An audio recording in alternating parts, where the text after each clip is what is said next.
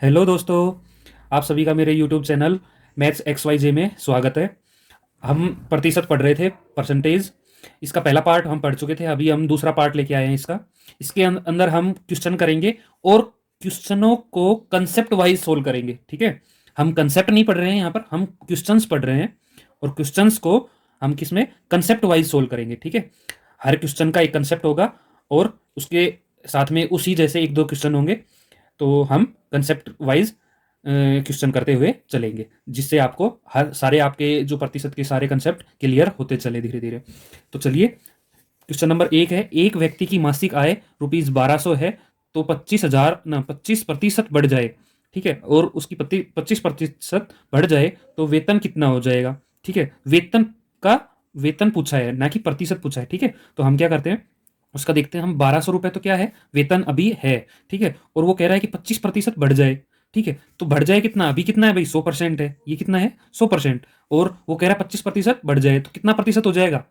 ठीक है, कितना प्रतिशत हो जाएगा, 125% हो जाएगा। तो हम 1200 का क्या निकाल देते हैं, 125% निकाल देते हैं। ठीक है, तो ये हम यहाँ से हमने ये निकाला, तो 1200 से जब हम गुणा करेंगे इसको तो कितना आ जाएगा, 12, 12×5 = 60, 12×2 = 24 और 6 = 30, 12×1 = 12 और 3 = 15। ठीक है, तो कितना आ जाएगा, ₹1500 हो जाएंगे। अभी हम यहाँ से देखिए, हमने एकदम शॉर्ट ट्रिक से सवाल को सोल्व कर दिया। ठीक है, हम यहाँ से लॉन्ग ट्रिक भी अपना सकते थे।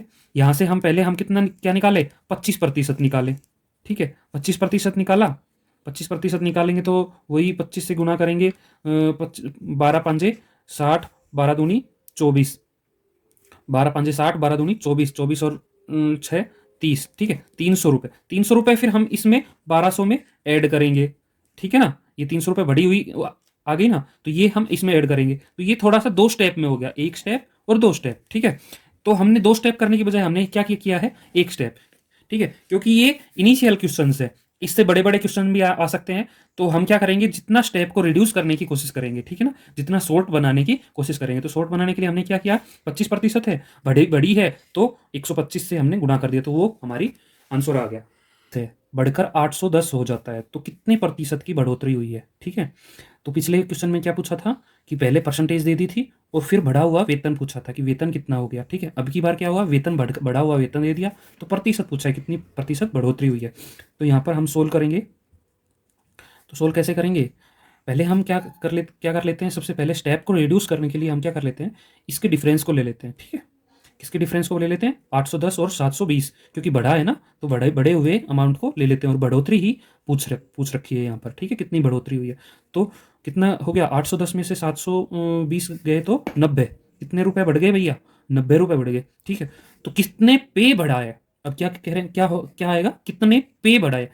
ठीक है, या कितने का बढ़ा है, तो कितने का बढ़ा है, 720, हमने कहा था ना, का जिसके पीछे आ जाएगा, तो उससे पहले वाली संख्या को हम क्या करेंगे, आगे बटे में लिखेंगे। ठीक है, तो हम 720 का के ऊपर बढ़ोतरी हुई है। ठीक है, तो 720 को हम क्या लिखेंगे, नीचे लिखेंगे, और ये परसेंटेज में पूछ रहा है तो हम गुणा में 100 कर देंगे। तो सीधे सीधे 9, ये कट गया कितने पे, 9 8 72, और जब 100 से 8 को डिवाइड करेंगे तो क्या अपना उत्तर आ जाएगा, 12.5%। ठीक है दोस्तों, तो ये अपना आंसर है। अगला क्वेश्चन है, क्वेश्चन नंबर 3, एक साइकिल की कीमत ₹2800 है, उस पर 20% छूट दे दी जाती है। ठीक है, तो साइकिल की कीमत क्या होगी। तो देखिए, कीमत कितनी है उसकी, कीमत कितनी है, ₹2800। ठीक है, ₹2800 उसकी कीमत है, उसकी कीमत के ऊपर 20% की छूट दे दी जाती है। ठीक है, क्या दे दी जाती है, छूट दे दी जाती है, तो उसकी 100% मान लो वैल्यू थी। ठीक है, 100% वैल्यू थी उसकी, ये जो 100% जो है वैल्यू इसकी ये थी। ठीक है, इसके ऊपर क्या, उसकी 1% की वैल्यू कितनी होगी, 2800 बटे में 100। ठीक है, अब वो कह रहा है कि 20% की छूट दे दी जाती है, तो अगर 100% में से 20% की छूट दे दी जाती है तो कितनी वैल्यू बच गई, 80%, कितनी परसेंट, 80% वैल्यू बच गई। तो हमें कितनी वैल्यू निकालनी है, कि 80% वैल्यू निकाले, तो हम क्या करेंगे, 80 से गुणा कर देंगे। ठीक है, तो ये 100 से 100 कट गए, और जब 2800 की गुणा करेंगे तो 0, 8 8 8 64, 8 दूनी 16 और 6 22, तो उसकी वैल्यू कितनी रहेगी भैया, उसकी वैल्यू रहेगी ₹2240। कितने, अपना आंसर क्या है, B, B is our right answer. Okay, तो दोस्तों ये तो थे आसान, थोड़े आसान क्वेश्चन। अभी हम और अगला कंसेप्ट के ऊपर ध्यान देते हैं। तो दोस्तों अगला क्वेश्चन हम इस तरह से करेंगे। क्वेश्चन नंबर 4, यदि किसी वस्तु का मूल्य 20% बढ़ा दिया जाए तो उसकी उपयोगिता में कितना प्रतिशत की कमी करें कि उसका व्यय ना बढ़े। ठीक है, इस तरह के क्वेश्चन आ सकते हैं और आते भी हैं बहुत सारे एग्जाम में।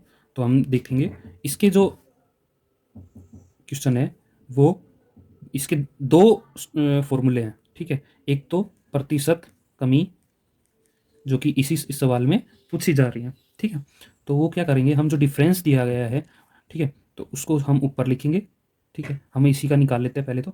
और डिफरेंस प्लस 100, ठीक है, गुणा में जो प्रतिशत का 100। ठीक है, ये हम कर लेते हैं। तो ये पहले तो हम इसको सोल्व कर लेते हैं इस सवाल को, फिर हम इसके सूत्र बताएंगे। तो 20/120 इंटू 100, 10 से 10 कैंसिल, 2 6 जा 3, 250। ओके, तो ये कितना आंसर होगा, 50/3%। ओके, क्या क्या आंसर होगा अपना, ये B is our right answer. Okay, तो इसका क्या फॉर्मूला क्या है, एक तो है नंबर 1 फॉर्मूला है इसका कमी का। ठीक है, तो कमी के अंदर क्या करेंगे हम, यहाँ पर प्लस आएगा, जो डिफरेंस दे रखा है, जो भी डिफरेंस दे रखा है, डिफरेंस बटे में डिफरेंस प्लस 100 गुणा, और यहाँ पर क्या होगा 100। ठीक है, डिफरेंस प्लस 100 गुणा 100। ठीक है, और सेकंड क्या होगा, वृद्धि। वृद्धि क्या होगी, टी 100 माइनस डिफरेंस गुणा में 100। ठीक है, 100 माइनस जो डिफरेंस आएगा 100 में से घटाएंगे। ठीक है, यहाँ पर तो जोड़ रहे हैं तो आगे पीछे लिख दिया मैंने, कोई फर्क नहीं मारता, लेकिन 100 में से घटा के लिखेंगे। वृद्धि के अंदर हम क्या लिखेंगे, 100 के अंदर से डिफरेंस को घटा देंगे। ठीक है, हम इसके एक दो क्वेश्चन और करते हैं आगे, देखते हैं। हाँ तो दोस्तों इसमें दिया गया क्वेश्चन नंबर 5, यदि किसी परीक्षा में सीता के अंक गीता के अंकों से 20% कम है तो गीता के अंक सीता से कितने प्रतिशत ज़्यादा होंगे। ठीक है, तो हम इसमें ज़्यादा वाला फॉर्मूला लगाएंगे। हम इसको दो तरीके से कर सकते हैं। पहले तो हम सिखाते हैं इसमें फॉर्मूला की सहायता से डायरेक्ट हम सोल्व कर सकते हैं।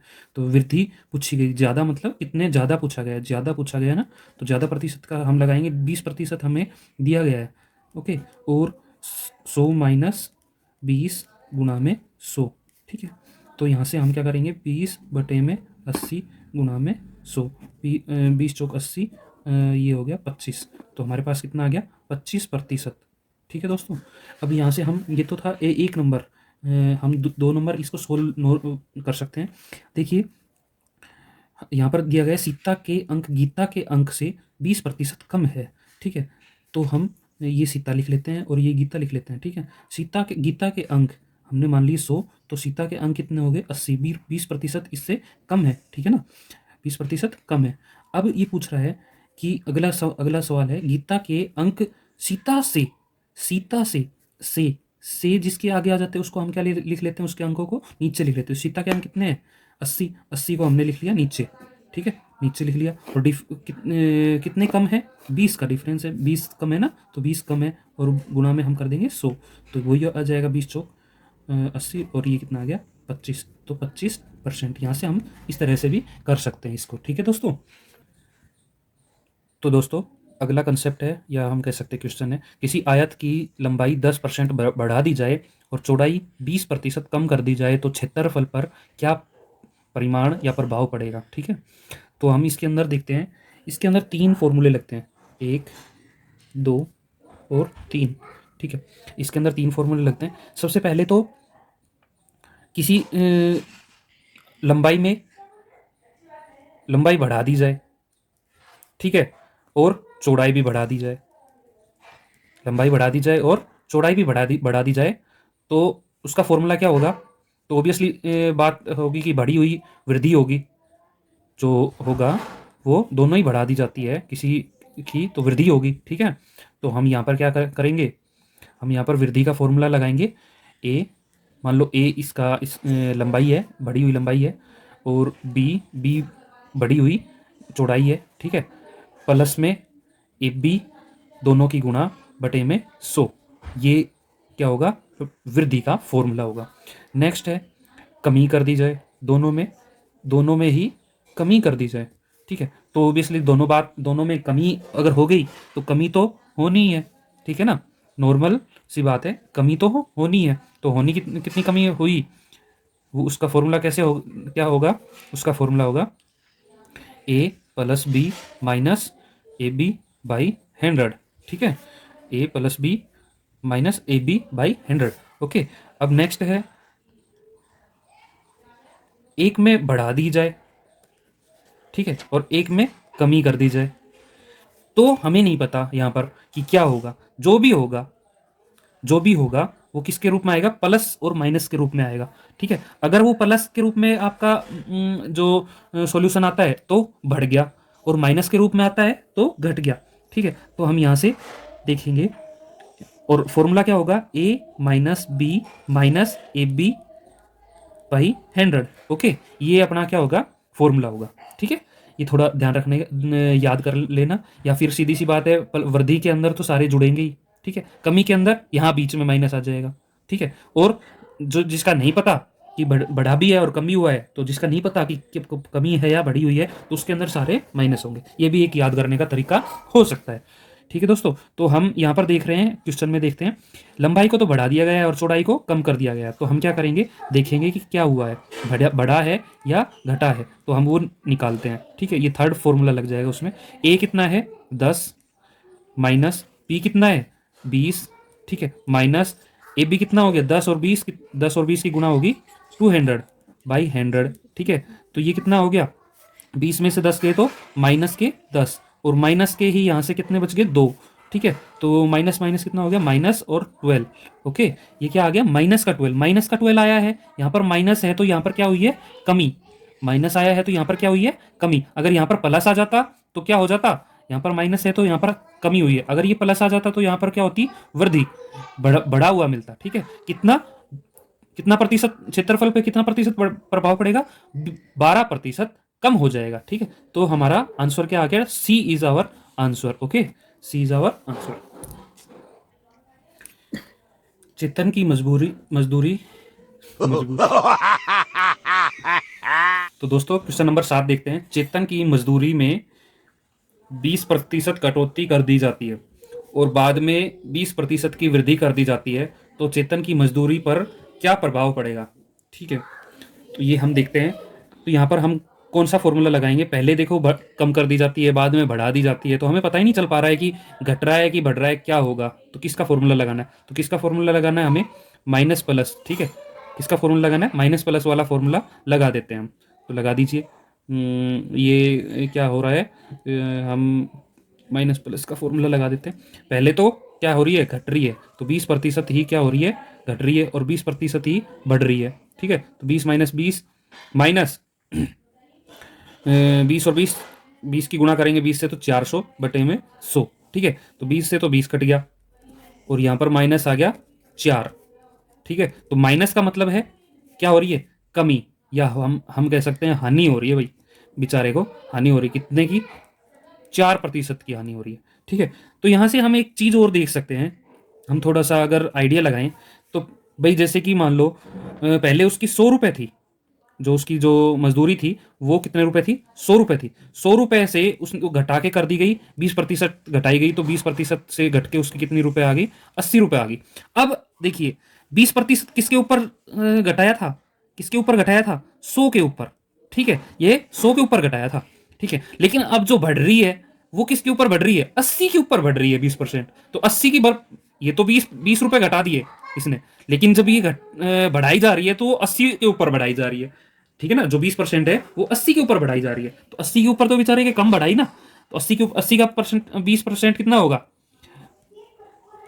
16 रुपए, कितना, 16 रुपए बेचारे को बढ़ोतरी मिली है। घटे कितने 20 और बढ़े कितने 16, तो हानि होगी ही ना बेचारे को। कितने टोटल उसके 96 रुपीज हो गए अभी फिलहाल। तो कितने रुपए का डिफरेंस आ रहा है, 4 रुपए का।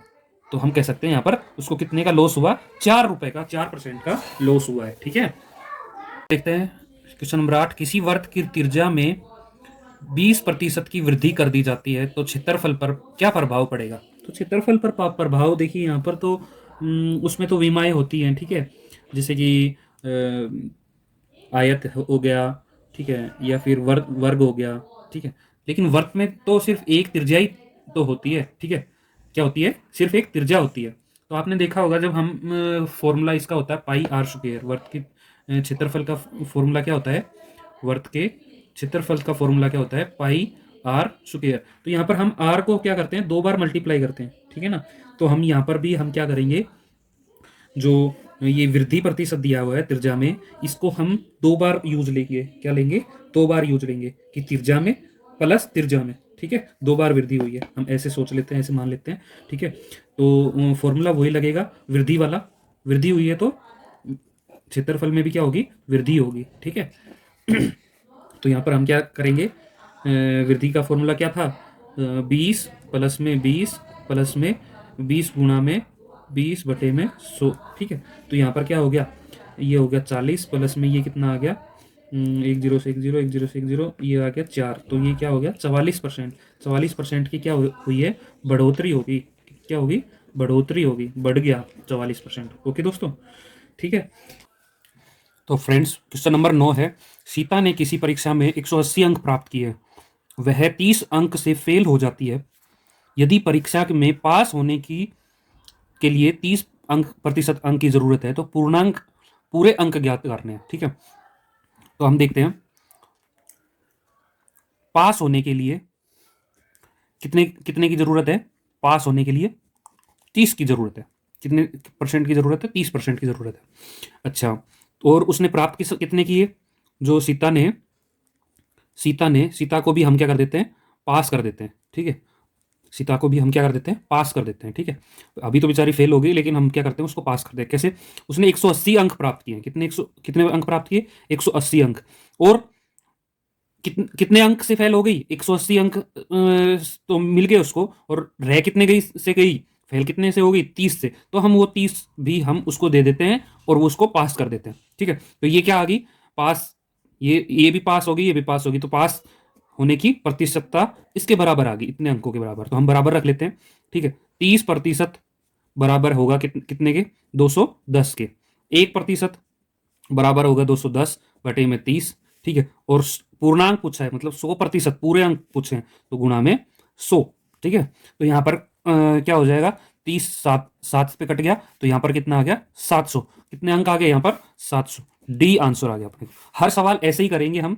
जो पास फेल वाले जो सवाल हैं उनको हम क्या करेंगे? पास में कन्वर्ट कर लेंगे, ठीक है। हर एक सवाल को हम किस में कन्वर्ट कर लेंगे? पास के अंदर। तो हमारा क्या हो जाएगा? इजी हो जाएगा वो सवाल, ठीक है।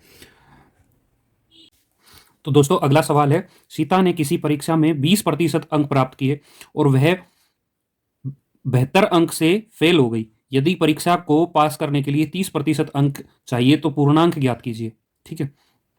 तो हम यहाँ पर वही देखेंगे, वही टेक्निक अपनाएंगे। पास कितने अंक से हुई? सबसे पहले तो कितने प्रतिशत की जरूरत थी? 30% की जरूरत थी, ठीक है। पास होने के लिए 30% की जरूरत थी, ठीक है दोस्तों। अच्छा, अब हम देखते हैं कि जो सीता थी उसको पास होने के लिए क्या क्या मिला भाई, ठीक है। तो उसने 20% तो उसने क्या नाम है? अंक प्राप्त कर लिए थे, और उसके बावजूद भी वो 72 अंक से फेल होगी। तो हम क्या कर देते हैं? 20% तो उसके अंक उसने ले लिए और 72 अंक अपनी तरफ से दे देते हैं और उसको पास कर देते हैं, ठीक है। तो हम क्या तो ये भी पास, ये भी पास, तो हम क्या कर लेते हैं? इसको इक्वल कर लेते हैं। अब प्रतिशत वालों को एक तरफ कर लो और बिना प्रतिशत वालों को एक तरफ कर लेते हैं। तो प्रतिशत वाला जब एक तरफ आएगा 30%, इधर आएगा तो ये माइनस का हो जाएगा 20%। ये प्लस का इधर आएगा तो माइनस का हो जाएगा, ठीक है। इधर आएगा तो माइनस का हो जाएगा, ठीक है। और ये बेहतर है ही। अब कितना बच गया भाई? यहाँ से बच गया 10%। 10% बराबर है 72। 1% बराबर है 72 बटे में 10। और 100% पूछा है, ठीक है। तो गुणा में हम क्या कर देते हैं? 100% पूछा है तो गुणा में क्या कर देते हैं? इसको 100 से मल्टीप्लाई कर देते हैं, ठीक है। तो 1 से 1 कट गया और कितने आगे? 720। कितने आगे? 720। Here is B is our right answer, okay.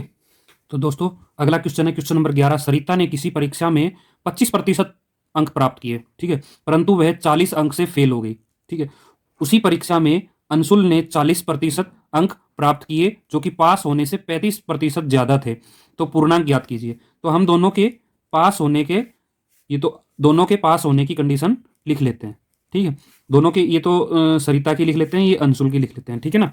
तो सरिता की लिखते हैं तो सरिता तो भाई फेल होगी, 25% अंक प्राप्त हुए उसको और फेल होगी, और 40 अंक से फेल होगी, तो हम अपनी तरफ से उसको 40 अंक दे देते हैं और उसको क्या कर देते हैं, पास कर देते हैं, उसको क्या कर देते हैं, पास कर देते हैं, ठीक है। इसी तरह अंशुल को अब क्या करते हैं, 40% उसने प्राप्त किए, ठीक है, लेकिन वो 40 जो प्रतिशत थे वो क्या है, पास होने वाले अंकों से भी ज्यादा ले गया, ठीक है।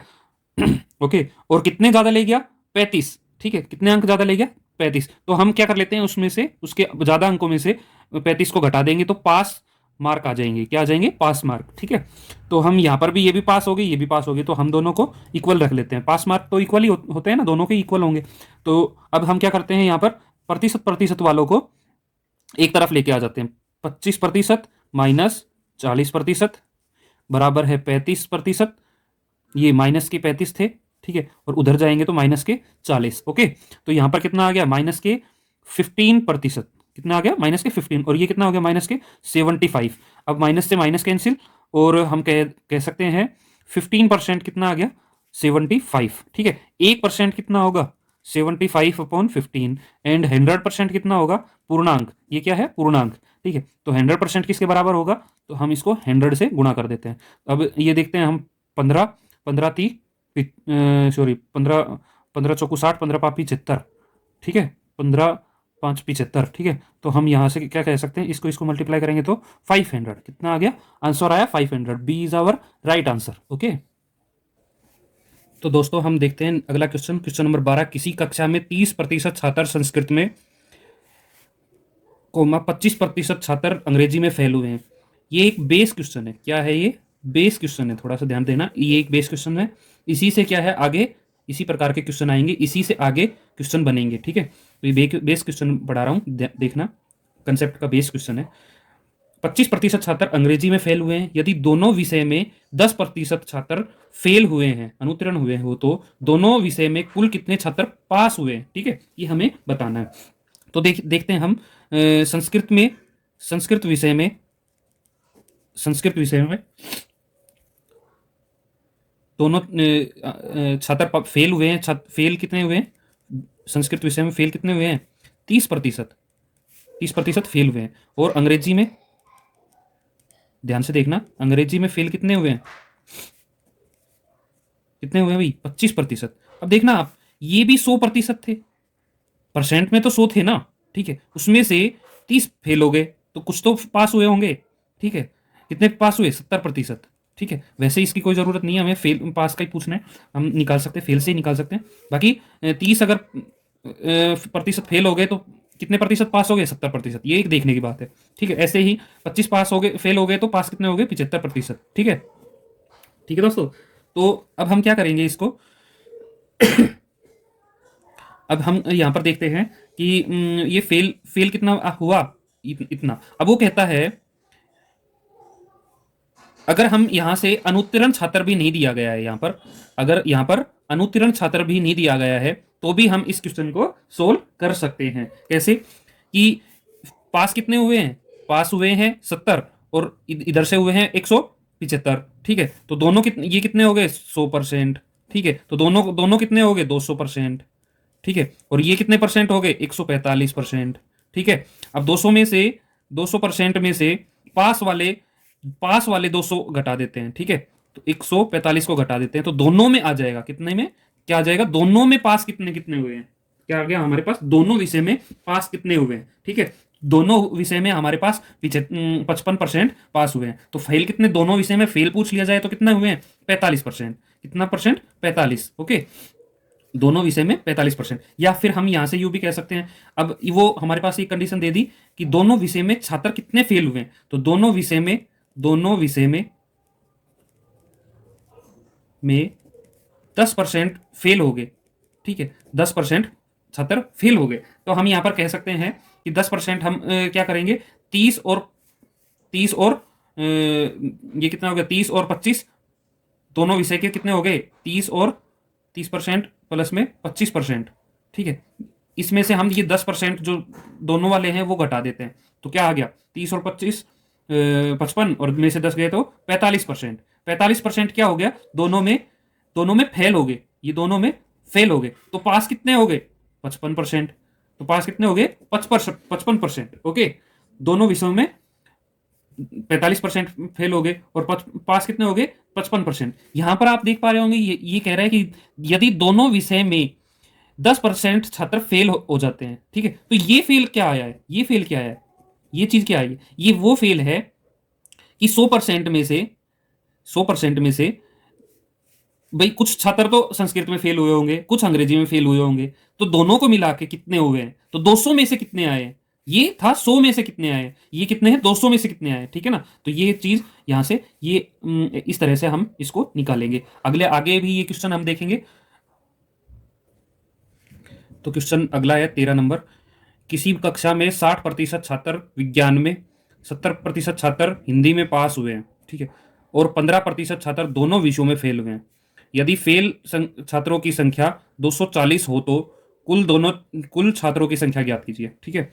तो यहां से हम निकालेंगे, देखिए, पास हुए की, ठीक है, हिंदी में और विज्ञान में, ये ऊपर नीचे लिखे गए हैं, कोई बात नहीं, ध्यान दे देखना, थोड़ा उल्टा होगा। ये 70% तो हो गए हिंदी में पास हुए हैं, ठीक है, और 60% क्या हो गए? विज्ञान में पास हुए। तो फेल कितने कितने होंगे? फेल होंगे भाई, ये 100% है, ये भी 100% है, ठीक है ना। हिंदी विषय के भी 100% है, विज्ञान विषय के भी 100% है। तो हिंदी विषय में के दे दिए 70% पास हुए हैं, और विज्ञान विषय के 60% पास हुए। फेल कितने हुए हैं? फेल हो गए 30%, ठीक है। और यहाँ पर विज्ञान विषय के कितने फेल हो गए? 40%। अब वो कह रहा है कि फेल होने की वाली जो संख्या है ना, वो क्या है? 15% दोनों में है, ठीक है। तो हम क्या करेंगे कि प्रतिशत दोनों 15-15, मतलब 15% दोनों के अंदर फेल हुए हैं, ठीक है। दोनों 15 को टोटल जो हुआ है 15% उसका फेल हुए हैं, तो वो जो 15% है वो इन दोनों को जोड़ के वो घटा देंगे। तो 70 में से 15 गया तो 55% हमारे पास दोनों विषय के फेल आ गए। क्या आगे? दोनों विषय के फेल आ गए। अब दोनों विषय के फेल, यह यदि फेल छात्रों की टोटल, जो फेल छात्रों की दोनों विषय की क्या आ गई? तो टोटल टोटल ही आ गई। तो उसकी वैल्यू दी हुई है 220, ठीक है। अब 1% निकालेंगे, ये क्या है? ये क्या है? 55% कितने दिए हुए हैं? 220, ठीक है, ठीक है ना। और 1% क्या हुआ है? 220/55। और 100% पूछे हैं छात्र, तो 100% थे ना, बैठे थे ना, तो उसको हम क्या कर देते हैं? 100 से गुणा कर देते हैं। तो यहाँ पर 5 11, और यहाँ पर 5 20, यहाँ पर कट गया 20 पे 20 20 400, ठीक है। ये हमारा क्या आ गया? सी इज राइट आंसर, ठीक है दोस्तों। यहाँ पर कंसेप्ट समझ, फिर से समझाता हूं मैं। देखिए, 100% हिंदी में बैठे बच्चे, ठीक है। आप यूं सोच सकते हैं 100%, 100% को छोड़ो, आप या यूं सोच सकते हैं 100 बच्चे हिंदी में बैठे, ठीक है, तो 70 बच्चे पास हुए, तो फेल कितने बच्चे हुए? 30 बच्चे। 100% ही 100 बच्चे ही बैठे हैं विज्ञान विषय में, तो 60 पास हुए हैं, 40 फेल हो गए, ठीक है ना। अब ये कह रहा है कि जो फेल होने वाले जो बच्चे हैं ना, वो 15% है, टोटल के 15% है, ठीक है ना। तो हम क्या करेंगे? इन दोनों फेल हुए बच्चों में से इनको घटा देते हैं, तो हमारे पास क्या आ जाएगी? टोटल फेल बच्चे आ जाएंगे, टोटल फेल, ठीक है। दोनों विषयों में फेल टोटल जो है ना बच्चे, वो आ जाएंगे। तो वो उनकी संख्या दी हुई है, 220 दी हुई है, ठीक है। तो एक के निकालेंगे, 100 के निकालेंगे, पूर्णांक निकल जाएगा अपने पास, ठीक है ना। तो दोस्तों क्वेश्चन नंबर 14 है, छात्रों के एक समूह में 70% विद्यार्थी अंग्रेजी बोल सकते हैं, 65% हिंदी बोल सकते हैं। यदि इन विद्यार्थियों में 27% दोनों भाषाएं नहीं बोल सकते हैं, तो दोनों भाषा बोलने वाले को बताइए, ठीक है। तो देखिए, 70% तो बोल सकते हैं, 65% भी बोल सकते हैं, ठीक है, और 27% ये दे रखा है दोनों भाषाएं नहीं बोल सकते। तो 100% तो क्या हो गया? टोटल पूर्णांक हो गए, उसमें से 27% नहीं बोल सकते, तो बोल कितने सकते हैं? अपने पास बोलने वाले कितने आ गए? ये आ गए अपने पास 73% आ गए, ठीक है। अब 73% ये दोनों भाषाएं बोलने वाले हैं, तो ये दोनों भाषाएं बोलने वाला का निकालना है, हम दोनों में से निकालना है। तो हम क्या करते हैं? हमारे पास हम पहले भी कर चुके हैं, हम दोनों को जोड़ देंगे, और ये जो आ गया ये हम घटा देंगे, सॉरी 73% घटा देंगे, ठीक है। तो यहाँ से हमारे पास कितना आ गया? इन दोनों को जोड़ेंगे 2, और ये आ गया 6, ठीक है। 62%, क्या आ गया? 62%। तो हम देख देख सकते हैं यहाँ पर हमारे पास क्या राइट आंसर क्या आ गया? B, B is our right answer, okay. तो दोस्तों आज हमारी वीडियो बहुत ही लेंदी हो गई है, आशा करते हैं आपको सभी क्वेश्चन समझ में आ गए होंगे, और अगर हमारा कंटेंट अच्छा लग रहा है तो हमें सब्सक्राइब कीजिए, लाइक कीजिए वीडियो को, कमेंट भी करते रहिए, शेयर ज़रूर कीजिए ताकि अपने दोस्तों के साथ जो भी दोस्त हैं उनको जो कंटेंट है उसका फ़ायदा मिलता रहे। सब्सक्राइब करने पर आपको नई नई वीडियोज़ भी मिलती रहेगी और साथ में हमें भी मोटिवेशन मिलता रहेगा। थैंक यू दोस्तों।